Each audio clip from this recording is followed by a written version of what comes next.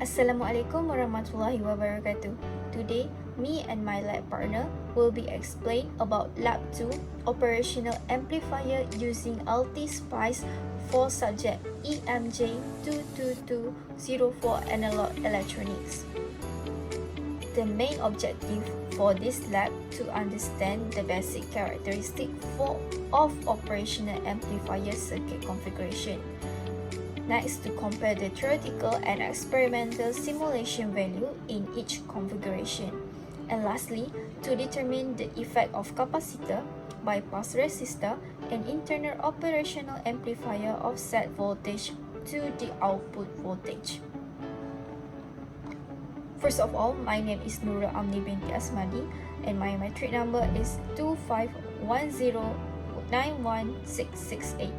And I will be explain about inverting, non-inverting amplifier, and summing amplifier.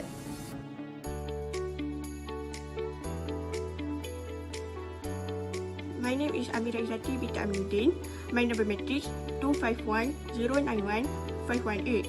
I focus on integrated amplifier and differentiated amplifier. Now I'll be explain about inverting operational amplifier. So this is the circuit and this is the result.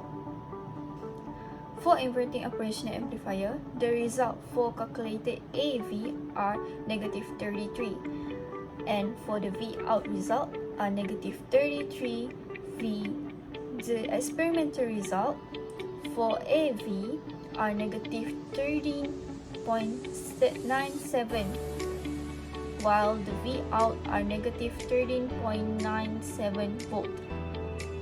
So the calculated value for V out are different from the Ulti-Spice result because the op-amp in real life cannot produce more voltage than its power supply.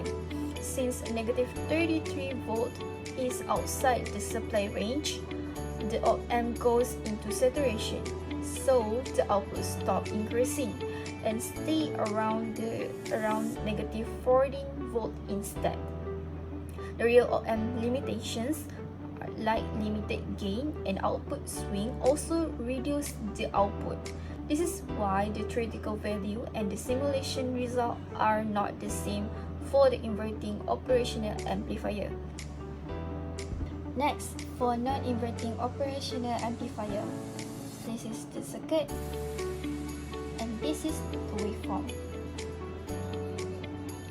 So for non-inverting amplifier, the result for the calculated AV and V out are the same, which is negative 11 for AV and negative 11 volt for V out. This is because the theoretical gain is AV equal to 1 plus R2 over R1 and the close match occur because the circuit interacts mainly through the resistor ratio and Ulti-Spice models idle op-amp behavior with minimal losses. Any small deviation in a real lab would usually come from non-idle op-amp limits such as input offset, finite gain bandwidth, or resistor tolerance, which showing the trade-off between ideal design equation and practical component constraint. Integrated configuration. The value of resistor RF 10 mega ohm, RS 100 kilo ohm, capacitor value 0.01 micro, LM 741 as an amplifier. Voltage source we use pulse. The input V-neutral negative 1, V on 1, the delay 0.01 micro, the rush 1 micro, the fall 1 micro, the on 0.5 milli, the period 1 milli. The simulation.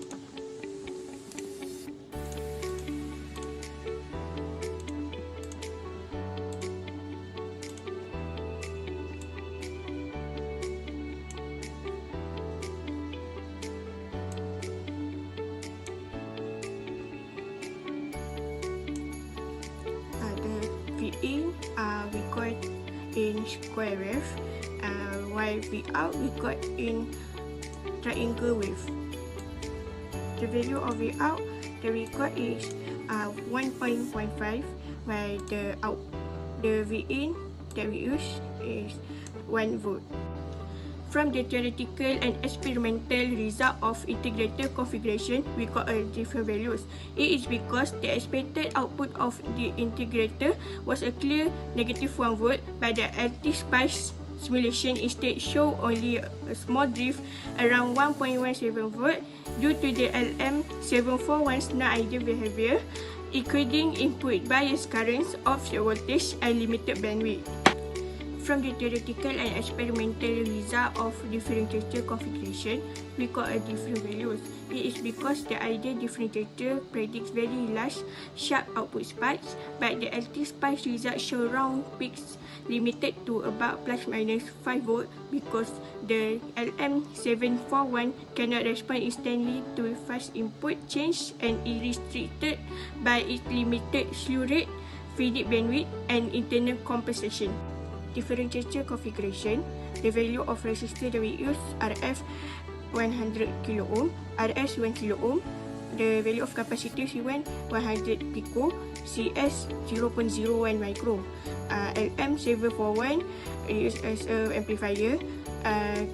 For voltage source we use pulse, the input V initial -1, V on 1, T delay 0.1 micro, T rise 0.5 milli, T4 0.5 milli, T period 1 milli. The simulation.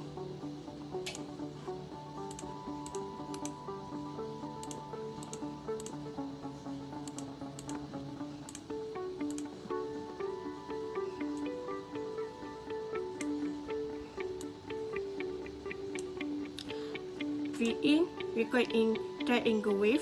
The value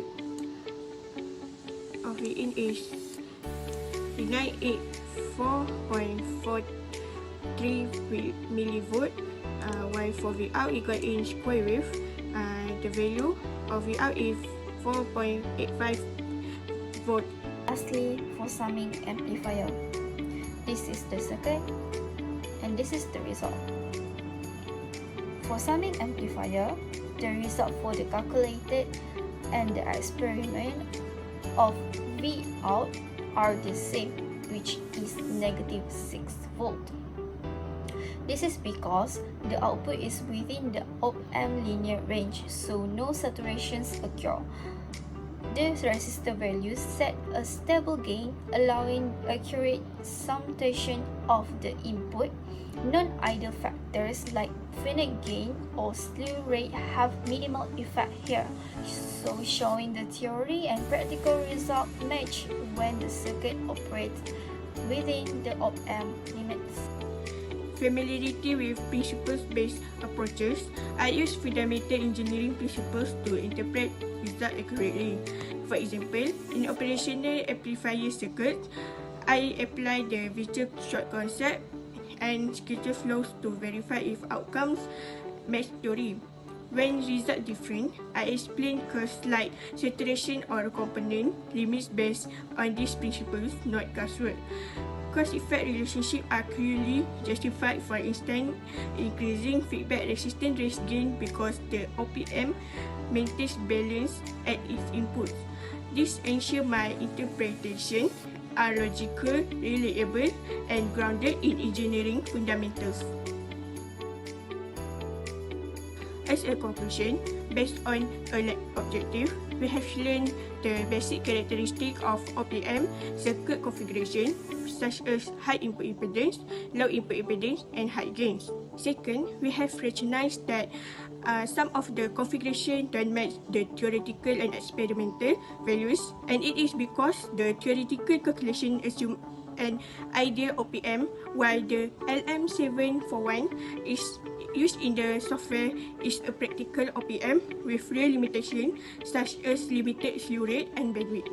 Lastly, overall of the lab 2, we know that the capacitor filters or stabilize the signal, while the bypass resistor sets the bias and help maintain circuit stability.